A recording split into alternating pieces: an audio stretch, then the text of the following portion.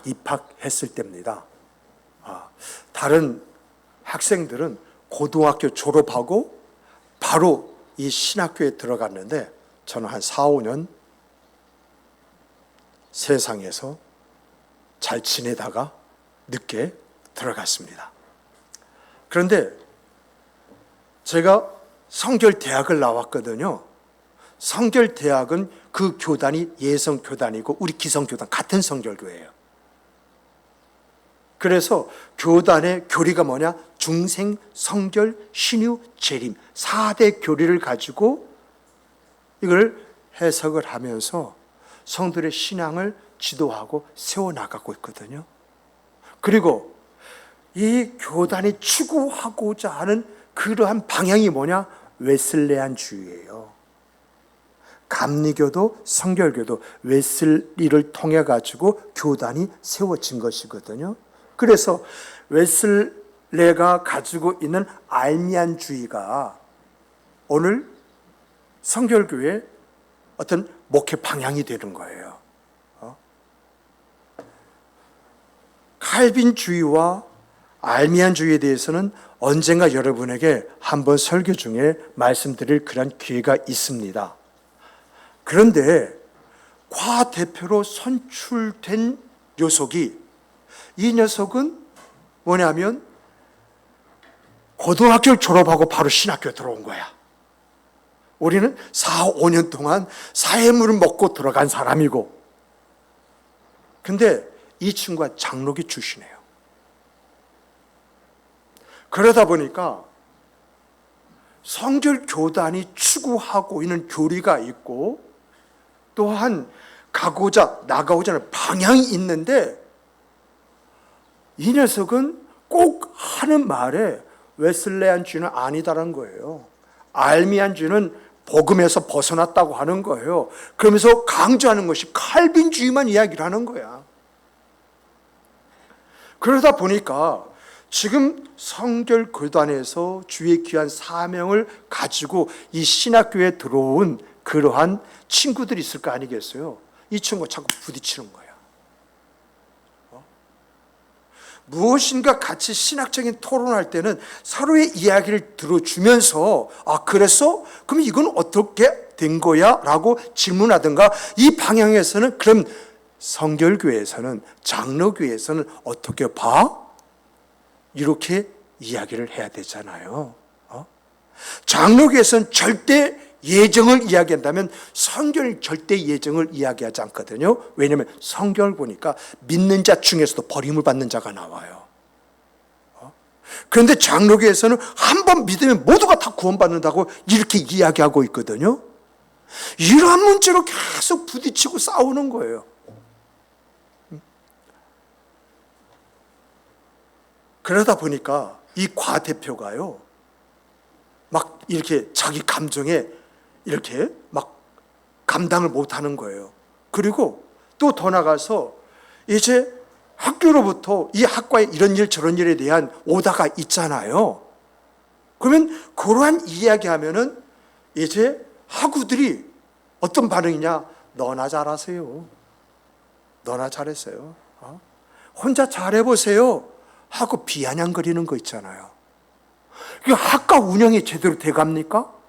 항상 마찰과 함께 잘해보세요. 이런 분위기다 보니까 이건 아니지 않느냐. 그래서 나이 먹은 이러한 동기들이 이걸 어떻게 좀 수습 좀 해야 되겠는데, 이들에서는 이거 안 되겠다 해가지고 과대표를요 점심 식사에 초대를 했어요. 중국집에 초대를 해가지고 이야기를 하는 거예요. 처음에 그 말의 내용을요, 지금도 제가 잘 기억하고 있는데, 처음에 이루어 있었어요. 힘들지. 무엇인가 이렇게 계획한 대로 잘 되었으면 좋겠는데 학우도 잘 따라주지 않으니까 그래도 과대표로 여러 가지 어려움이 많지. 이렇게 이야기를 하고 난 다음에 이 학교에 모이는 학우들은 정말 성결교 신학 그 정신이 투철한 것 같다. 그래서 과대표와 자꾸 부딪히는 것 같다. 우리 생각에는 과대표가 학우들의 신학을 귀를 좀 기울여 준다고 한다면 이런 문제는 쉽게 해결될 것 같은데 어떻게 생각하냐? 만약에 과 대표가 학우들의 신학적인 이런 부분들을 이렇게 귀담아 듣고 또 너의 어떤 신학적인 부분을 표현을 한다면 우리가 네가 하는 일들에 그런 일에 적극적으로 지원하고 돕겠다. 학우들이 움직이지 않다 할지라도 우리가 움직이면 형들이 움직이는데 동생 되는 아이들이 움직이지 않겠느냐, 이렇게 이야기하고 정리를 했어요. 그런데 정말 이 과 대표가요, 그때부터 변하기 시작하는 거예요. 학우들과 함께 신학적인 의견을 나한테 들어주는 거야. 그리고 어떤 면에서 자기 주장만 강조하는 그런 과 대표가 아니라 상대방의 이야기를 들어주면서 그들과 함께하고자 하는 그 모습이 보이는 거예요. 그러니까 저희들이 어떻게 해야 됩니까? 학과에서 하고자 일에 적극적으로 도울 수밖에 없지요. 저희들은 그 과 대표가 형들 이런 일을 좀 도와주셔야겠어. 알았어, 도와줄게. 이렇게 적극적으로 도와주죠. 그 과 대표는 이제 같은 또래에 그러한 학우들의 이야기를 들어주면서 그럴 수도 있다, 우리 한번 같이 이것을 연구해 보자, 이런 쪽으로 나가니까 분위기가 좋아지잖아요. 그러다 보니까는요, 저희가 학교 다닐 때에 그 4년 동안 저는 기독교 교육학과를 나왔어요. 그런데 기독교 교육학교가 그렇게 신학적으로 수준이 높은 적이 없었대요. 이건 교수들의 이야기예요. 그러다 보니까 교수님들이 와가지고 이야기를 할 때는 굉장히 말을 조심해서 했어요. 왜냐하면 어떤 질문이 하나 딱 주면은 이 질문에 대해 제대로 답을 못 하잖아요. 그러면 교수가 정말 민망해지는 거예요. 지금 이 기독교 교육학과는 웨슬렌주의와 그리고 칼빈주의에 대한 이러한 것들이 이제 어느 정도 정립이 되어져 있거든요. 그런 가운데 교수가 잘못 말했다면, 교수님 이 이야기는 웨슬레안주의의 이야기입니까? 칼빈의 이야기입니까? 라고 할 때 교수가 글쎄라고 하는 순간 교수는 품격이 떨어지는 거야.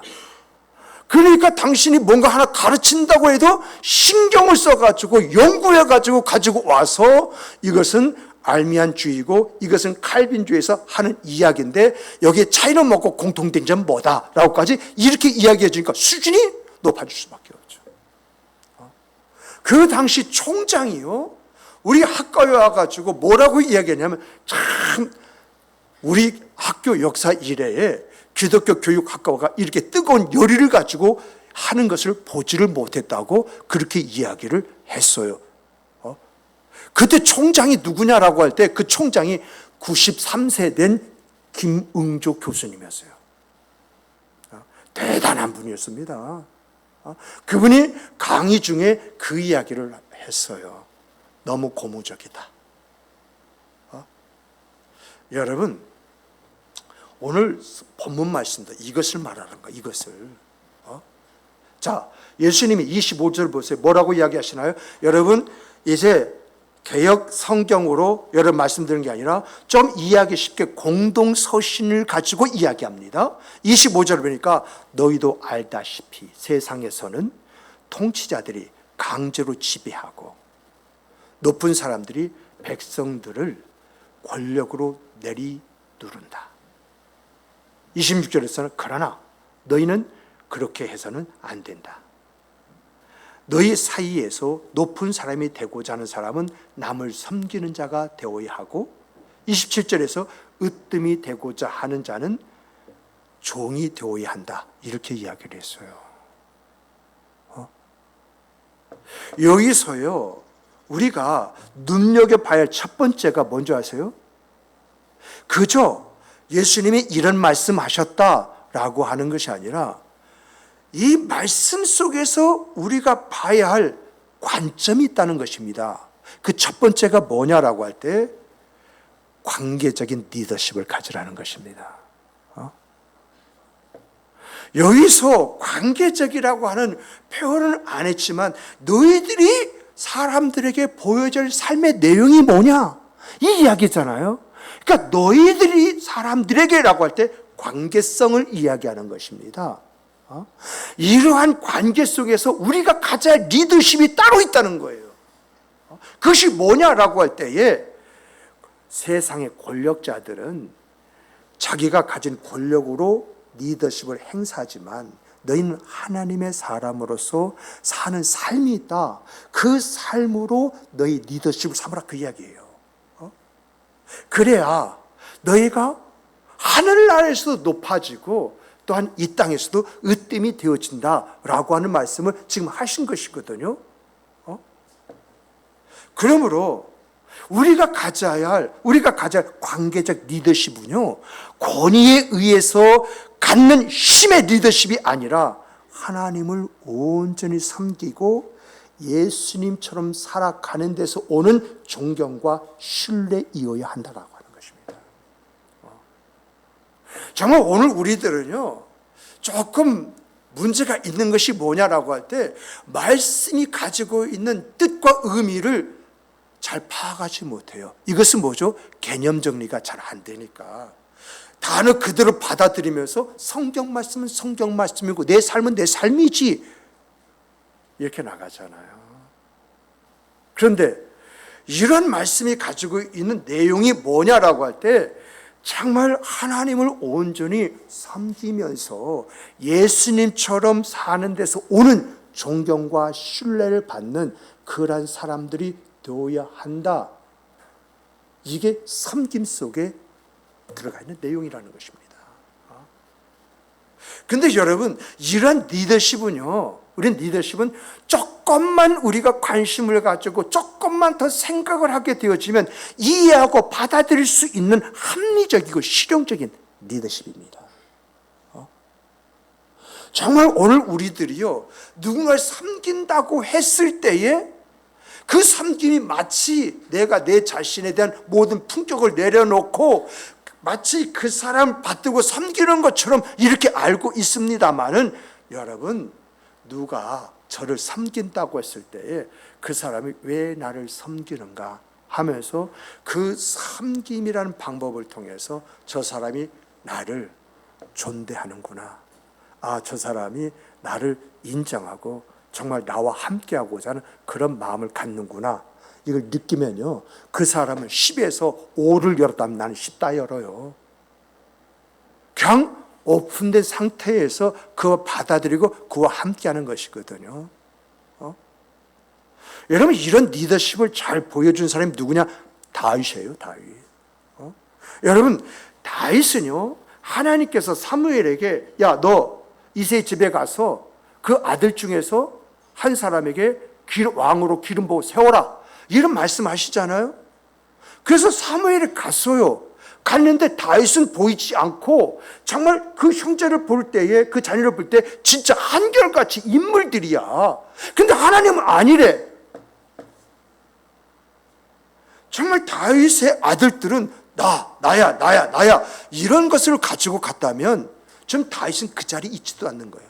근데 하나님이 아니라고 하니까 사무엘이 이새에게 이게 전부 너의 아들들이냐? 또 없느냐라고 했더니 양치는 아들 말째가 하나 있습니다. 그걸 데리고 오라.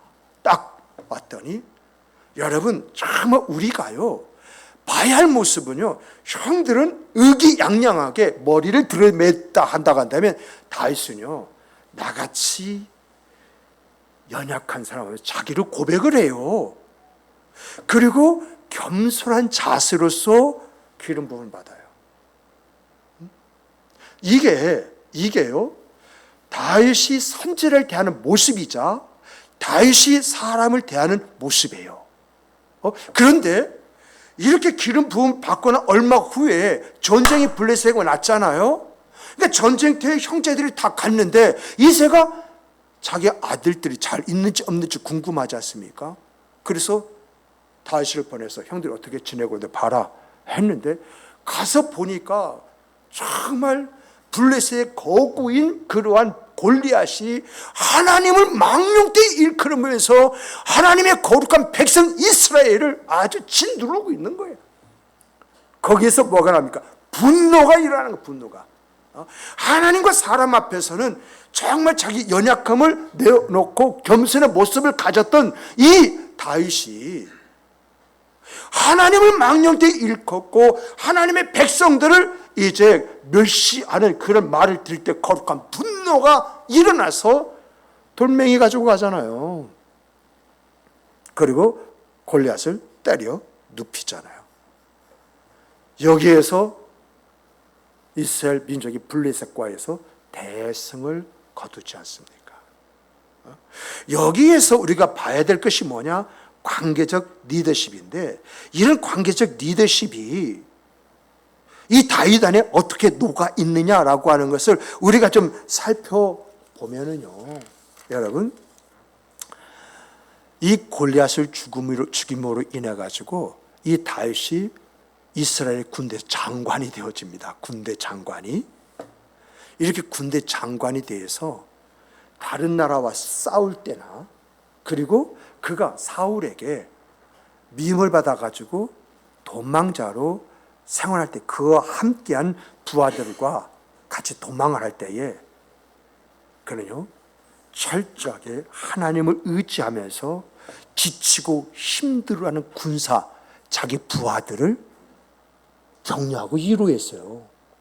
누구보다도 다윗이 더 힘들고 다윗이 더 지치고 다윗이 어려운데, 오히려 그는 그가 지치고 힘들고 어려운 것보다는 그와 함께하는 군사들이 지치고 힘들어하는 것을 더 안타깝게 여겼다는 것입니다. 특별히요, 우리가요 사무엘상 30장을 보면은 이 다윗이 그의 군사와 함께 전쟁터에 나갔다가 전쟁해보지고 돌아왔는데 아멜렉에 의해 가지고 자기 모든 식솔들이 다 사로잡혀 간 거야. 정말 그들이 가지고 있던 모든 재산을 다 뺏겨버린 거예요. 다윗들 두 아내가 사로잡혀 갔다고 이렇게 기록이 되어져 있을 것입니다. 그래서 다윗이 이런 상황을 알고 하나님 앞에 묻습니다. 하나님, 내가 가리까 말일까? 쫓을까 말일까? 하나님이 가래요. 그래서 이제 다윗이 그의 군사를 데리고 가서 아멜렉을 쳐가지고 아멜렉을 도륙하고 아멜렉 가지고 모든 걸 다 뺏어 오잖아요. 왔을 때에 두 패가 있습니다. 어떤 패가 있느냐? 다윗과 함께 싸웠던 패가 있고, 하나는 나머지를 지키는 패가 있어요. 그러면 그 당시에는 어떤 일이 있었느냐? 싸움에 나가서 이제 이긴 사람이 전리품을 같이 나누게 되어 있어요. 그러면 지키는 사람은 없어요. 그런데 다윗이 싸운 것도 싸웠지만 지키는 자도 얼마나 힘들었느냐 하면서 그 지킨 자들에게 우리는 전리품을 공정하게 나누어야 된다 해가지고 그것이 하나의 전례가 되었다고 하는 말씀이 30장에 나와요. 심지어는 다윗이 사울을 두 번 죽일 기회가 있잖아요. 그런데 두 번 죽일 기회가 있었지만 그를 해치지 않은 것은 하나님이 기름 부어 세운 종이라는 그 이유 한 가지밖에 없어요. 이 이유 때문에 자기 감정을 억누르면서 그를 살렸어요. 이러한 것들이 이제 부하들과 논쟁이 되어졌는데 그 안에서 뭘 가르칩니까? 하나님이 세운, 하나님 기름 부어 세운 사람을 내가 사람이 죽이는 것이 옳으냐? 이런 문제로 또한 이제 그와 함께한 군사들을 다스려 가면서 신앙관을 세워나가잖아요. 여러분, 다윗의 시편을 보면은요, 시편은 다윗이 많이 지었잖아요. 이 시편을 보면은 시편에 하나님과 백성들 향한 그의 마음이 잘 담겨져 있습니다. 이 시편을 살펴보면은요, 하나님을 향해서는 그가 어떻게 하나님을 찬양하고 있는지 우리가 그걸 볼 수가 있어요. 백성들을 위한 그 마음은요, 그의 기도 속에 담겨져 있는 것을 보게 됩니다. 백성을 향한 그의 기도를 한번 읽어보십시오. 이것이 다윗이 가지고 있는 것과 하나님과의 관계성이고 사람들에게 관계성이라고 하는 것입니다. 이러한 관계성이 있었기 때문에 여러분, 다윗이 헤브론에 올라가서 왕 되는 거 그냥 왕이 되어버렸습니다. 이스라엘과 연합해서 왕이 되는 거요, 왕이 자기가 되려고 하는데 분위기가, 왕이 되는 분위기 속에서 그냥 그가 이스라엘의 2대 왕이 되어진 것입니다. 이러한 것들이 뭘 가르쳐 주느냐, 관계적으로 얼마나 이것을 중요하게 생각하느냐, 이것이 그 사람을 만든다라고 하는 이야기를 여기서 하고 있는 거예요. 정말 이러한 부분들은 우리가 좀 더 깊게 생각하고 우리의 그 생각, 그 삶 속에서 만들어 가야 할 내용들입니다. 정말 이러한 다윗의 모습, 이런 모습이 여러분과 제 안에서 나온 우리의 모습이 되기를 주님의 이름으로 축복합니다. 두 번째로 보면은요, 여러분, 관계적인 리더십을 잘 하려면 오늘 본문에서 이제 강조하고 있는 것이 뭐냐라고 할 때에 바로 신뢰입니다. 정말 여러분, 남을 섬기는 자가 되어지면 높아지고 으뜸이 되어진다라고 하는 그 말 속에 숨겨져 있는 것이 뭐냐? 신뢰예요. 신뢰를 주는 사람이 한번 돼봐라. 어떤 결과가 오는지 한번 네가 지켜보면 안다, 그 이야기거든요. 그러면 오늘 우리들이 예수님이 이런 말씀 속에서 강조하신 바 신뢰, 그 신뢰를 받는 사람이 되기 위해서는 어떻게 해야 할 것인가 라고 할 때 몇 가지 갖춰줘야 할 것이 있더라고요. 그 첫 번째가 뭐냐? 진정성이에요. 정말 이 진정성 있는 모습을 내가, 여러분, 다른 사람에게 보였다라고 할 때 그 모습을 보는 사람이 나를 믿겠어요? 믿지 않겠어요? 슬슬 거짓부랑이라 하는 사람, 그 사람이 나 믿어라고 해도 그래 믿어 하고서는 안 믿어요. 관심도 안 둬요. 그런 어떤 진정성을 이게 보여주는 사람이 믿어라는 말을 하지 않아도 그 사람이 어떤 말을 하게 되면 저절로 믿게끔 되어져 있는 것이 우리의 생각, 그 삶 속에서 우리가 경험하는 내용이잖아요. 저는요, 저희 집사람이 제 말을 얼마나 믿는지 몰라요. 근데 어떤 경우는 믿는 것 같기도 하고 어떤 경우는 믿지도 않는 것 같아요. 그래서 참 이상하다라고 이렇게 생각을 하는데, 중요한 것은요, 그 말에 진정성이 있으면 집사람이 움직이지만 진정성이 없으면 그냥 열심히 하세요, 그럼 끝나버려요. 부부간에도 그러잖아요. 그런데 여러분, 성도 간에 남과의 그 관계 속에서 정말 내가 어떤 진정성을 보이지 않고는 그 사람이 내 말을 믿어주겠어요? 그 앞에서는 허허 웃으면서 아 그래요. 제가요, 목회를 배우면서 목사님들 뭘 배우느냐, 큰 교회 목사님들이요, 성도가 상담을 하면서 이야기를 할 때, 여러분, 큰 교회 목사님은요, 저희 같은 작은 교회는 아 그래요, 그 속에서 뭔가 고민하고 이렇게 하고 이제 기도하고 그러는데, 큰 교회 목사님은 그렇게 안 해요. 그랬군요. 이게요, 꼭 충청도에서 그래요 하고 똑같은 말이에요. 그래서 제가요, 큰 교회 목사님들하고 이야기할 때 아 그랬어? 백 목사? 하고 이렇게 반응하면 아 이분이 나의 진정성에 대한 믿음을 가지고 있구나. 그런데 아 그래요? 아 그랬군요 라고 하는 거. 근데 이 말을 듣는 사람 다 착각합니다. 목사님이 동의했다, 목사님이 인정했다. 근데 목사님 이야기 들으면 그 사람이 그렇게 말하니까 그러냐 그러고 들어준 것이지, 내가 언제 내가 직접적으로 반응했느냐. 이게 법까지 가가지고 논쟁에서 성도가 다 깨져요. 아 참, 뭔가 내가 어떤 것을 주장한다 할지라도 그 일 것이다라고 이야기하잖아요. 일 것이다. 그러면요, 일 것이다라고 믿었던 사람이 깨져요. 일 것이다 말한 사람이 그렇게 말을 했음에도 불구하고 그건 가정의 이야기지 사실 이야기한 것이 아니다라고 이렇게 결론이 나버려요. 그런데 정말 오늘 우리들이요, 어떤 진정성을 가지고 있을 때 상대방이 어떻게 반응하느냐, 이 반응이 지금 상대방이 내 말을 어떻게 들어주냐를 결정한 거예요. 그래서 진지하게 들으면 나의 어떤 진정성이 지금 이 사람에게 투과가 되어가지고 이 사람도 이 안에서 생각을 하고 지금 행동하는구나, 이렇게 느낄 수 있는 것이지요.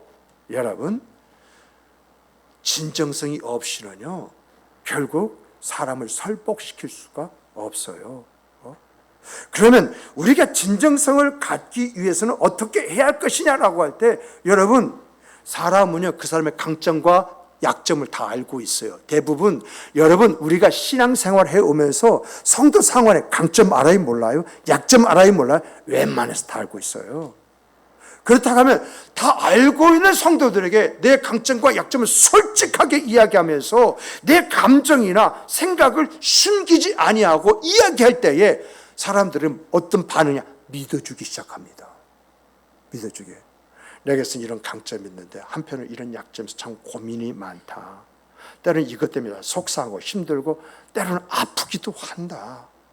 그러나 이런 것이 있음을 통해서 내가 정말 이런 것에서 분발하려고 애쓰고 수고하고 노력하고 내가 지키려고, 나를 지키려고 애를 쓰고 수고한다라고 이야기한다면, 이 사람에 대해서 내가 알고 있는 바, 이 사람이 솔직담백하게 지금 이야기하면서 이걸 극복하고 애쓰고 수고한다고 말할 때 이게 믿어집니까? 믿어지지 않습니까? 지켜보는 것입니다. 지켜본다는 것은 믿음을 가지고 있다는 것입니다. 지켜본다는 것은 그의 말에 내가 지금 기도하고 있다는 것입니다. 이게 중요한 거예요. 이러한 진정성이 있을 때 신뢰라는 것이요, 한 겹, 두 겹, 세 겹 이제 쌓이면서 그 사람을 믿게 되어지는 거예요. 이게 여러분 진정성이에요. 우리가 진정성 뭐가 진정성 그래 있어야 되지, 이것만 알겠지 뭐가 진정성인지 모르잖아요. 한번 여러분 이제 인터넷이나 사전 한번 찾아보세요. 진정성이 뭐냐라고 한번 찾아보세요. 이 이야기하고 있을 겁니다. 두 번째는 뭐냐라고 할 때, 정말 신뢰받는 그런 사람, 관계적인 그러한 리더십을 이제 위해서 내가 신뢰받는 사람이 되기 위해서는 무엇보다 일관성이 중요합니다. 일관성. 이 일관성이요, 신뢰를 형성하는데 굉장히 중요한 역할을 한다라고 이렇게 이야기를 해요. 다시 말하면 말과 행동이 같아야 된다는 것입니다. 누가 약속을 했으면 그 약속은 철저하게 지켜야 된다는 것입니다. 예를 들면 이런 것입니다. 어떤 원칙이나 가치 있지 않습니까?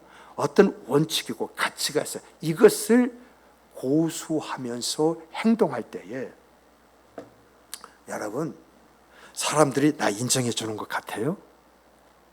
내가 어떤 원칙과 가치 이거를 고수하고 나갈 때, 야, 저 사람 정말 저러면 분명히 할 것 같아요? 뒤에서 씹어요. 뒤에서 뜯어요. 뒤에서요 정말 좋은 말 안 해요. 잘났어. 지가 잘났으면 얼마나 잘났어. 이런 반응들을 합니다. 그런데 중요한 것은요, 그렇기 때문에 모든 걸 놓으면 나는 일관성이 없는 사람이에요. 그렇기 때문에 나는 모든 일 멈춰버리고 하지 않으면요 나는 신뢰를 받지 못해요. 그런데 이건 과정이에요. 내가 어떤 원칙을 고수하고 내가 또 더 나가서 가치를 고수하며 나간다고 했을 때 좋은 말 안 나옵니다. 우리 주님도 그러고 사도 바울도 그랬잖아요. 어떤 원칙과 가치를 향해서 갈 때에 돌팔매질을 했잖아요. 욕을 했잖아요. 심지어는 예수님 보고 귀신의 왕이라고, 바알세불에게 붙들린 자라고 이렇게까지 신랄하게 이야기했잖아요. 그런데 예수님은 그러한 일이 있음에도 불구하고 반응하기보다는 그걸 딛고 나가시고 십자가의 죽으심으로 인간의 문제를 일단 처리하시고 부활하심으로 희망을 주시고 그리고 더 나가서 이제 믿는 자에게 거룩함을 덧입혀 주신 것이잖아요. 정말 오늘 우리들이 신뢰를 받는 그런 삶을 살려면 말입니다. 여러분 항상 하나의 원칙과 정말 어떤 면에서 가치 이런 것을요 고수할 때 일관성 정말 이런 데에는 보나마나 태클 들어온다.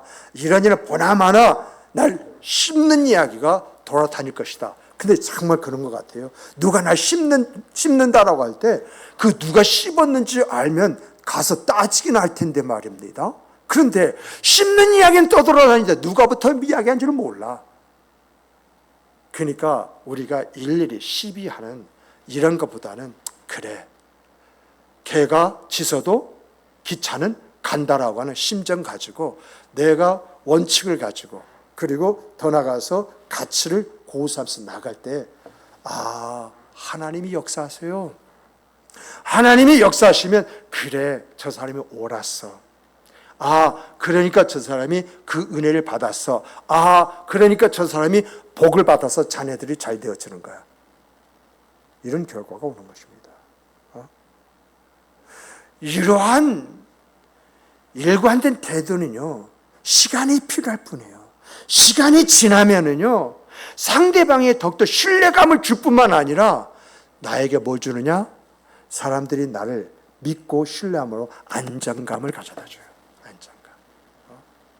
세 번째는 뭐냐라고 할 때 정말 오늘 우리들이 신뢰받는 사람, 그래서 관계적 리더십을 잘하는 그런 사람이 되기 위해서는 진정성을 가져야 할 뿐만 아니라 일의 일관성을 유지하고 더 나아가서 책임감을 가져야 돼요. 책임감.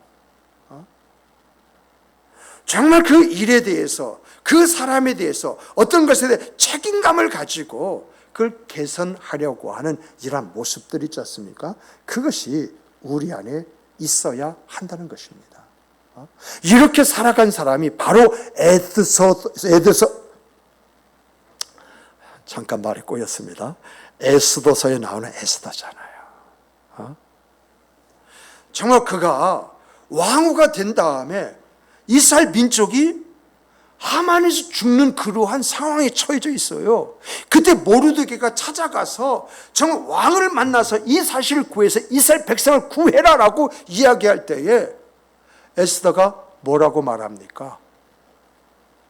에스더가 내가 왕이 부르지 않은데 갔다가는 나도 요절날 수가 있습니다. 이렇게 이야기하니까 모르드게가 뭐라고 말합니까? 오늘 이 날을 위해서 하나님이 너를 세우신지 어떻게 아느냐? 네가 이 일을 하지 않는다면 하나님 누굴 통해서 그 일을 하지만 너와 내 집안은 하면서 신랄한 이야기를 하잖아요. 그랬을 때 에스더가 어떻게 합니까? 죽으면 죽으리라. 이 믿음 가지고 이스라엘 모든 백성들에게 나를 위해서 금식 기도하라. 그럼 내가 3일 후에 왕에게 나아가겠다. 이게 진정성이잖아요. 그리고 이 에스더마저도 정말 금식을 하면서 기도하면서 마음의 준비를 하지 않습니까? 그리고 왕에게 나아갑니다. 왕후 와스티가 왜 폐위됐는지 알고 있음에도 불구하고 그가 왕에게 나가서 왕을 아련하고자 할 때 거기서부터 하나님의 역사가 있는 줄 믿으시기 바랍니다. 내가 믿음 안에서 내가 어떤 결단을 하고 내가 그 모습을 가지고 나아갈 때 일하시고 역사하신 하나님이 내 편인 줄 믿으시기 바랍니다. 에스더를 통해서 보여주는 게 바로 그런 것이잖아요. 그런데 중요한 것은요, 왕에게 나아가지고 왕에게 식사를 초청하는데 하만과 같이 초청을 하잖아요. 그리고 더 나가서 한 번으로 식사를 그게 아니라 그 다음에도 또 식사를 하면서 뭘 이어갑니까? 일관성을 이어갑니다. 이런 일관성을 이야기하다 마지막으로 이스라엘 백성들을 이제 책임지고자 하는 그런 마음으로서 마치 하만이 자기를 겁탈하려고 하는 모습 연출까지 하면서 왕의 진노를 일으키고, 그래서 하만이 모르드게를 장대에 달아서 죽이려고 했던 그 장대에 자기가 달리는 그런 일들의 그 역사가 있지 않습니까? 이걸 누가 만들었어요? 에스더가 만들었죠. 이게 책임감입니다. 그래서 이러한 이제 에스더 때문에 이스라엘에게 있어서 가장 위대한 절기가 하나 만들어진 그게 불임절이잖아요. 오늘까지도 이스라엘 백성이 이 불임절을 지켜요. 여러분 정말 오늘 우리들이 신뢰받는 그런 사람, 이 신뢰 속에서 관계적인 리더십을 온전히 하물며 리더가 되기를 원한다고 한다면 여러분 안에 이 진정성이 있고 일의 일관성이 있고 책임감 있기를 주님의 이름으로 축복합니다. 이것이 나를 만드는 거예요. 세 번째로 보면은요, 여러분, 이 세 번째는요, 정말 이 관계적인 리더십을 가짐을 통해서 진정한 리더가 됩니다. 여러분, 이렇게 설명하겠습니다. 자, 요셉이 형들에게 팔려서 보디발의 집에 종으로 팔려갔을 때 종이 요셉 하나이겠습니까? 수백 명이겠습니까? 여러분, 그 당시에 보디발은 경호대장이라고 이렇게 이야기합니다. 왕의 측근에서 왕을 경계하면서 왕의 생명을 책임지는 그런 사람이라는 겁니다. 그러므로 정말 신하 중에 믿고 그리고 신뢰하는 그런 신하가 아니면 그 자리를 맡을 수가 없습니다. 그러니까 웬만한 신하들은 누구에게? 여러분, 이 보디발에게 굽신하게 되어져 있습니다. 우리가 박통 때도 그렇고 지금 현재의 그런 대통령의 경호 이제 그러한 사람이 장관급이지 않습니까? 사실 대통령 한번 보기 위해서 이런 사람 통하지 않으면요 국회의원이라도 쉽게 보지 못합니다. 그런데 그 당시 그 시대는 더 강했어요. 그러다 보니까 이 보디발은 어마어마한 재산을 가지고 있었고 재산 중에 종들이 그렇게 많았던 거예요. 그런데 그 종들 중에 요셉이 종 한 명에 불과하잖아요. 그러면 여러분 우리가 종으로 산다고 했을 때 그저 종들의 한 명으로 살아가면서 그냥 인생을 살아가는 게 좋겠습니까? 아니면 종의 머리가 되어지는 것이 좋겠습니까? 지금 제가 여기서 말하고 있는 관계적 리더십은 누구든지 그를 진정한 리더로 만드는 리더 중에 리더가 되어야 된다는 그 이야기예요. 머리가 될 점 꼬리가 되지 말라는 말이 있는 것처럼 그런 생각 그 삶을 살아가는 그런 사람이 되어야 된다는 것입니다. 그렇다면 어떻게 해서 이런 요셉이 되었느냐라고 하는 것이 우리의 관심사가 되어야 되잖아요. 여러분 정말 보디발의 전 재산을 관리한다면 모든 종들도 관리하는 그런 사람이 되었다는 것이고 여기서 끝나지 않고 보디발이 자기 자식의 교육 문제까지도 이 요셉에게 다 맡겨버리잖아요. 정말 어떻게 요셉이 이런 사람이 되었을까? 보디발의 집에 있는 그 사람들은 이제 아내와 자식을 빼면 다 종이에요. 그런데 아내만 빼놓고 자식까지 보디발이 요셉의 어떤 면이 눈에 들어왔기에 이렇게 자기 전 재산을 자기 자식까지 맡길 수 있었겠느냐라고 하는 것입니다. 그 집안의 청직이 세워서 어떤 사람이든지 요셉에게 잘못하면 경호대장인 보디발에게 잘못한 것으로 이렇게 여겨지는 그 위치에 서게 되었느냐라고 하는 거예요. 요셉에게 한 것, 곧 보디발이 한 것, 이런 공식이 성립되게 만들었느냐라고 하는 것입니다. 여러분, 요셉이요 우리에게 보여준 것은 인간적인 관계성을 아주 잘 맺었다라고 하는 것밖에는 우리가 답을 주질 않아요. 정말 이 인간성, 이 관계성을 위해서 요셉이 가졌던 것이 뭐냐 하고 주석이란 주석, 책이란 책을 다 찾아보니까 그냥 요셉이 청지기가 된 것이 아니라 그 당시 그 시대에 이런 부분이 없으면 안 된다 해가지고 추려진 것이 뭐냐라고 할 때 정직성과 신뢰예요. 목에 칼이 들어와도 정직했다는 거예요. 믿을 수 있도록 행동했다는 것입니다. 그리고 섬김, 헌신, 그리고 목표 공유. 종들에게 우리 이렇게 해야 되지 않느냐 하고 목표를 세우고 공유해서 그것을 만들어 내기 시작하면서 누구의 눈에 들어와요? 보디발의 눈에 들어왔다는 것입니다. 이러한 섬김, 헌신, 공동의 그러한 목표를 공유하기 위해서는 가장 중요한 것이 관계성입니다. 다시 말하면 이러한 모습에서요, 보디발이 저 요셉은 단순히 자기 재산이나 관리하는 그러한 종보다는 내 자녀들까지도 저게 맡기면 저 요셉의 지혜를, 인간의 관계를 배울 수 있지 않느냐. 그래서 자녀들까지 맡기게 되어지는 그런 일들이 일어났다고 하는 것입니다. 한마디로 간단하게 말하면요, 요셉을 만든 것은 다른 것이 아니라 관계성을 중요시하는 이 리더십이 요셉을 또 다른 리더로 만들어버리는 그런 계기가 되었다라고 하는 것입니다. 그러므로 여러분, 정말 여러분과 제가요 이러한 리더십 속에서 하나님이 나이가 허락하는 그 위치, 그 자리까지 좀 올라봐야 되지 않겠습니까?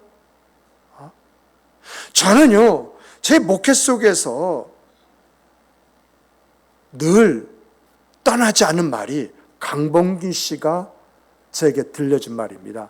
목사님, 제가 장관이 되고 난 다음에 장관이 되었습니다. 장관이 되고 1년 후에 감사도 식사를 함지박에서 대접을 하면서 그 이야기를 나한테 하는 거예요. 순간 이 말이 무슨 말이지? 장관이 되었기 때문에 장관이 되었다라고 할, 장관의 위치에 서니까 장관이 어떤 사람인지 알게 되었고 그 일을 수행하는 사람이 되었는데 그 기간이 1년이었다라고 하는 이야기거든요. 그래서 이제 거기서 바로 제가 받아서 한 말이, 그렇죠, 자리가 그 사람을 만들죠. 위치가 그 사람을 훈련시키고 그 사람을 조련하고 그 사람을 세우죠. 제가 전도사 했을 때, 그리고 부목사 했을 때 제가 이런 모습의 변화가 있었는데, 집사님도 그러시는군요 했더니 같이 웃더라고요. 여러분, 정말 여러분과 저에게 있어서는, 우리 생과 그 삶에 있어서는 우리가 이대로 살다가 이대로 끝날 인생이 아니라고 믿는다고 한다면, 나에 대한 자존감이 있고 나에 대한 어떤 비전이 있다고 한다면, 여러분, 관계성 속에서 내가 가질 리더십으로 리더가 되어주는 그런 역사기를 주님의 이름으로 축복합니다. 말씀을 맺겠습니다. 예수님은요, 섬기라 했을 때 말씀만 하신 게 아니에요. 여러분, 제가 이런 말 들었어요. 자, 여기에 우리 이미지 성도님하고 그렇지, 교방 성도님, 갑자기 이렇게 이야기하려면 갑자기 안 떠올 때가 있어요. 자, 묻겠습니다. 우리 좀 관심 가지고 한번 들어보십시다. 제가 어저께 누구에게 한 이야기예요. 우리 이미지 성도님이 고병학 성도님한테 맞았어요. 그런데 폭력이 보통이 아니야. 그리고 이런 일이 한두 번이 아니야. 그러다 보니까 옆에 있는 것도 무섭고, 그리고 정말 어떻게 할 줄 몰라요. 자, 이럴 때 죽이고 싶은 마음이 더 크겠습니까? 고병학 성도님이 우리 이미지 성도님을 딱 봐 침을 확 얼굴에 뱉는 거야. 근데 한두 번이 뻑 하면 에이씨 하고서 입을 침을 액 하가지고 가래침까지 목 섞어가지고 쫙 하고 얼굴에 뱉는 거예요. 어떤 때 정말 죽이고 싶은 마음이 굴뚝 같을까요? 빨리 이야기해 보세요. 그래 빨리 설교 끝나요. 여러분 두드려 맞아가지고 죽이고 싶은 것이 아니라 모욕을 당하실 때 수치감을 겪을 때 그것처럼 그냥 자는 거 칼 가지고 확 하고 찌르고 싶은 충동심이 인다고 그래요. 근데 우리 주님은 섬김이란 이 하나 때문에 사람들의 침을 몇 번 받았습니까?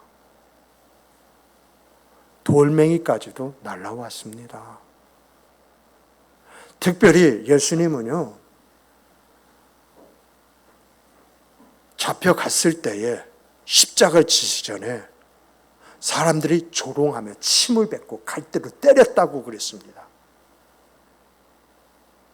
그런데 우리 주님은 섬김이 뭐냐라고 하는 것을 우리에게 가르쳐 주기 위해서 그분 안에 하나님의 계획이 믿음으로 주어졌기 때문에 그걸 감당하셨어요.